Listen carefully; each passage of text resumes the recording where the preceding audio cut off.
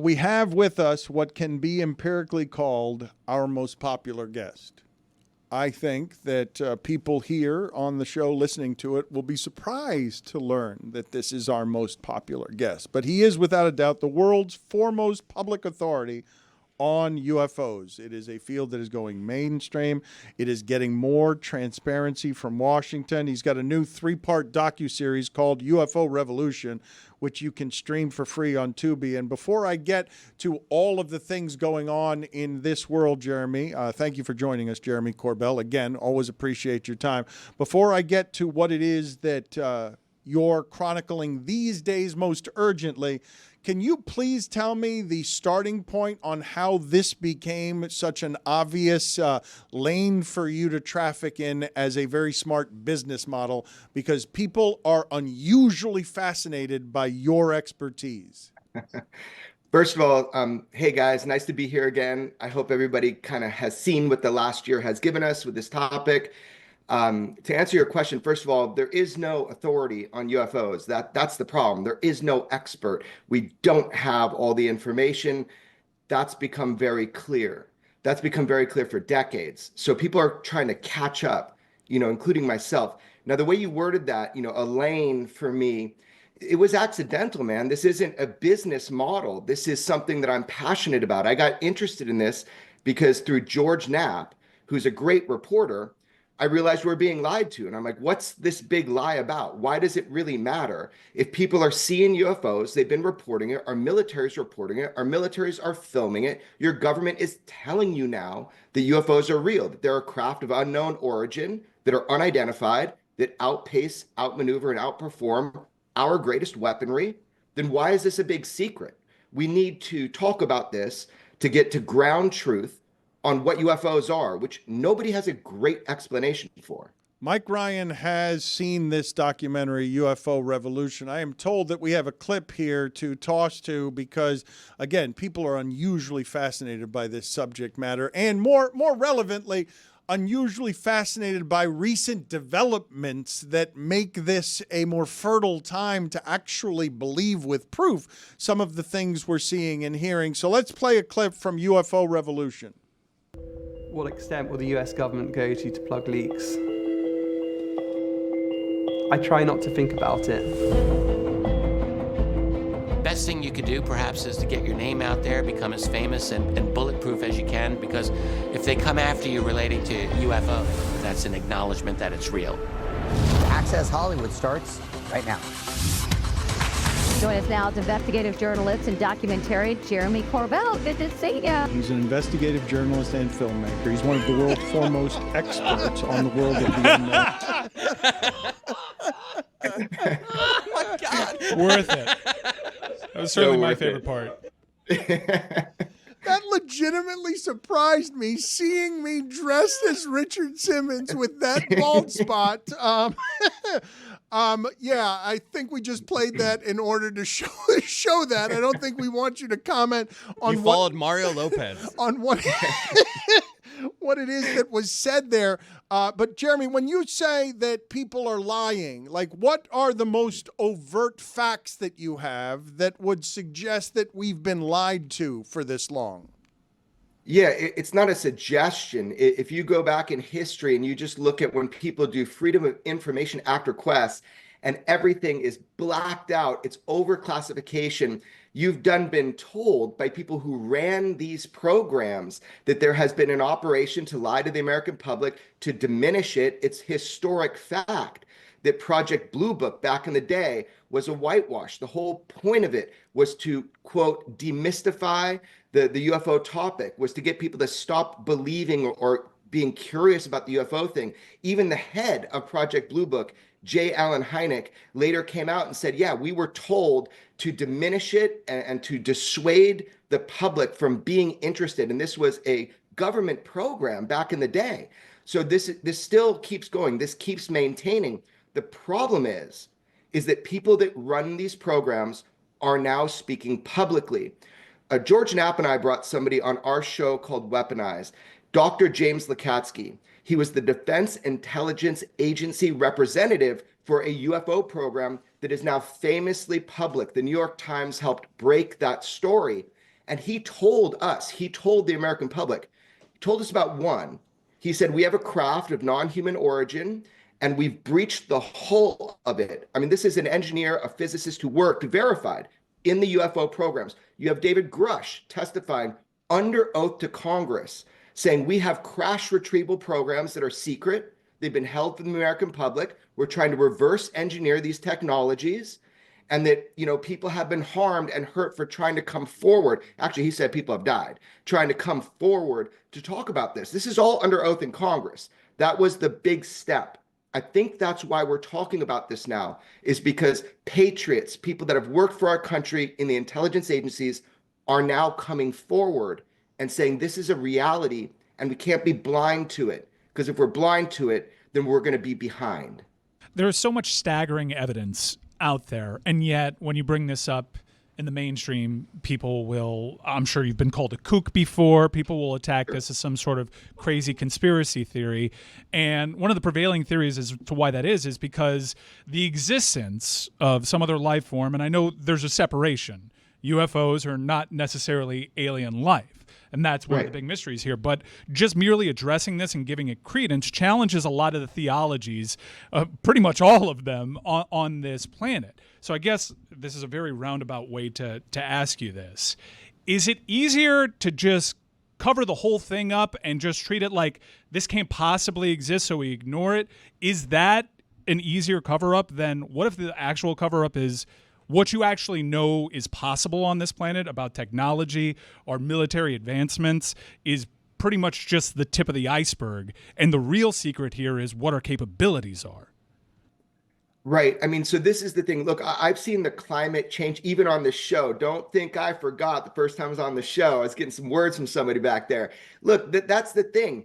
This conversation is progressing with or without every individual. There are people paying attention now. And I think that's so cool. I don't mind taking ridicule. I think this is important. I mean, I really think this is important. That's why my journalism is focused on this.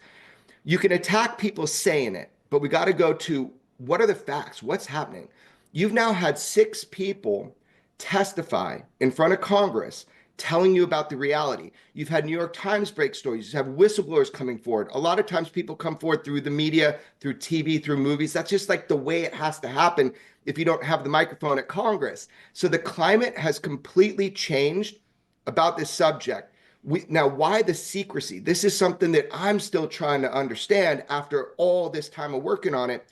The core of it, it may be our belief systems. It could shatter our belief systems, sure.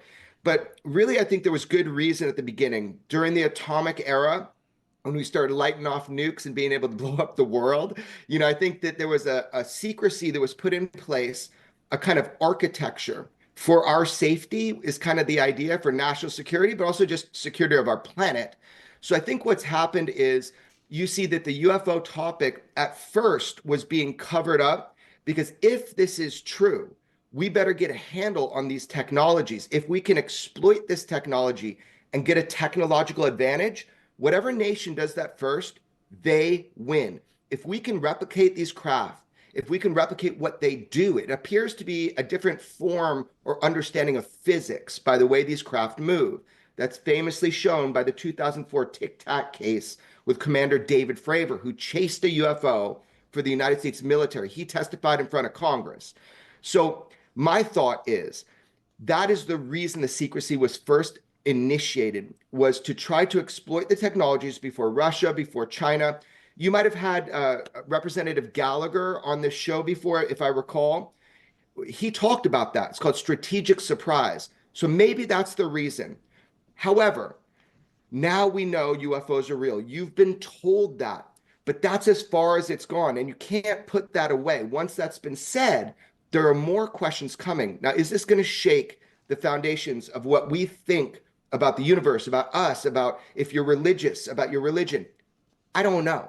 I have no idea. But I know if we don't address it, we're going to have major issues. Jeremy, if I could, because people want so much information from you and I have so many questions, let me do this a little more rapid fire. I'm going to limit you 30 seconds each time to each answer. Question number 1, What does your email inbox look like?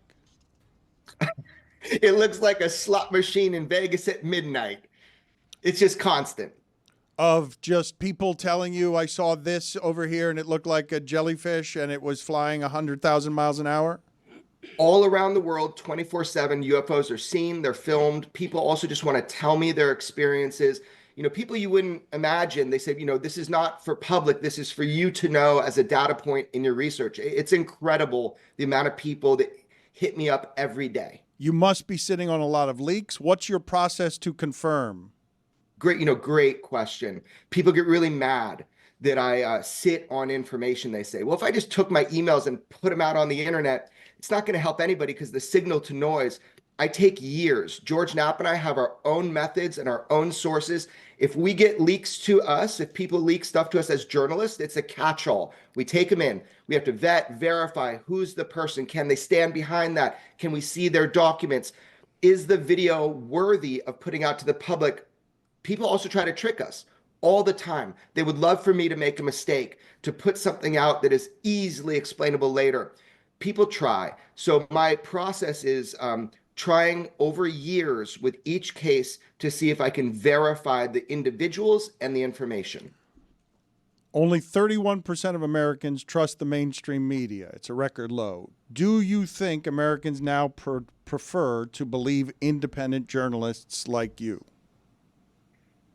I hope that the average American individual can see that we're not on script, that we say it like we know it at the time. I think there's a lot of great power in individual hands now for journalism, and it's going to take a lot of people. There is no expert on UFOs. It's going to take a lot of people looking at this. So I hope they do. TMZ presents UFO Revolution. It's a 3-part event. It's now streaming on Tubi. The greatest example that you have of shocking evidence most recently is blank.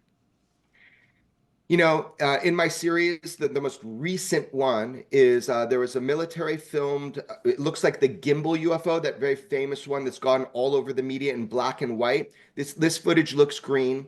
And this object comes up in Iraq during deployment in a combat zone. And there's a Marine who contacted me, and you could hear what he has to say. And it looks like a saucer. It looks like the gimbal UFO. That's a pretty cool piece of evidence.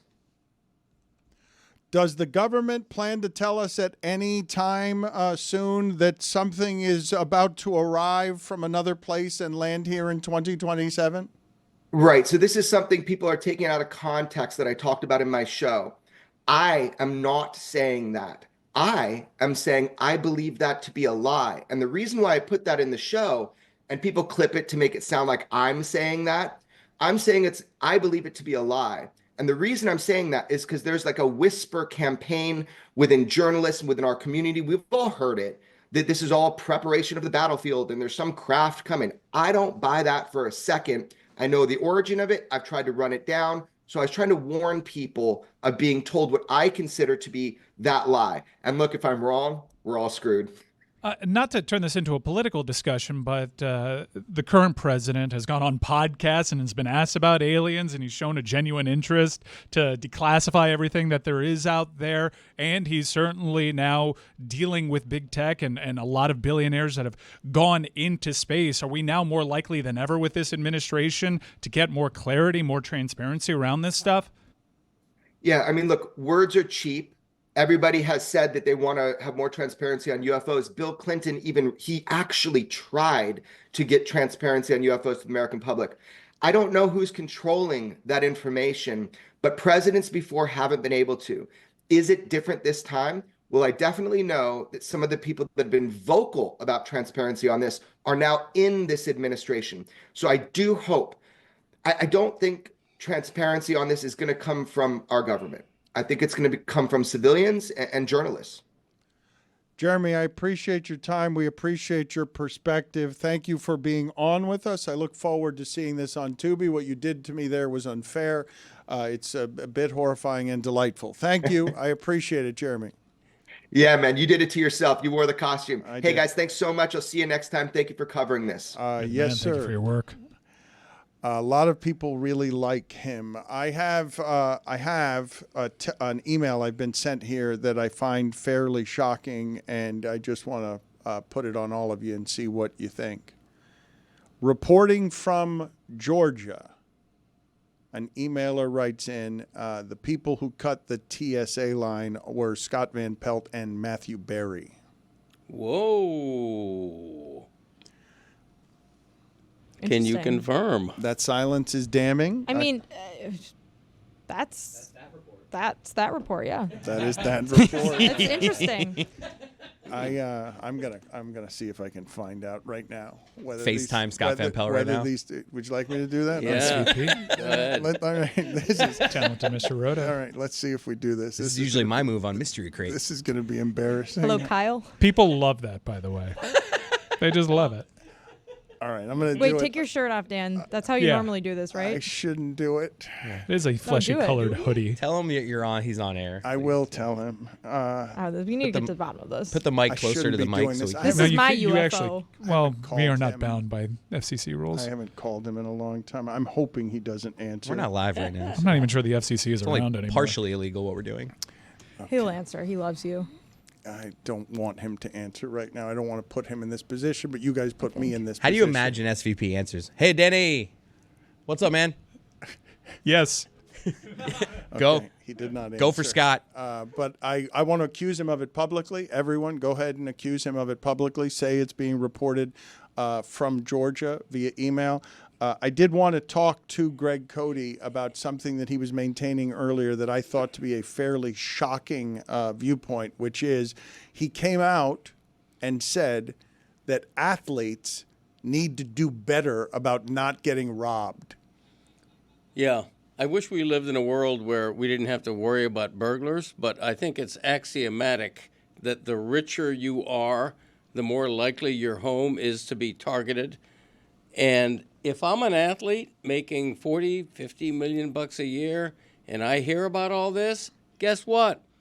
I'm going to spend a couple of bucks, maybe get some on-site security, maybe build a big wrought iron fence. I'm going to do something to insulate my home from what seems to be a fairly systematic burglary ring. 6'2", 190, and my cars got broken into at my home.